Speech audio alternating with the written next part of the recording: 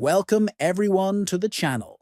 In today's video, we are going to show you how to change your username in the Quizlet app on your phone.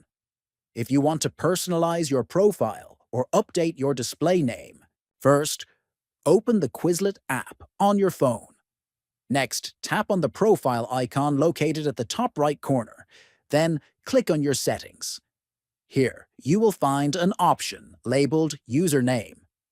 Tap on Username to proceed with making changes. After that, select Continue with Google. This option allows you to link your account and update your username safely.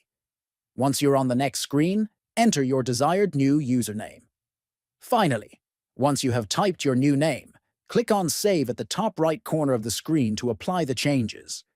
Your new username will now appear on your profile immediately. If you found this video helpful, make sure to subscribe to the channel, like this video, and share it with your friends. Thanks for watching, and see you in the next tutorial.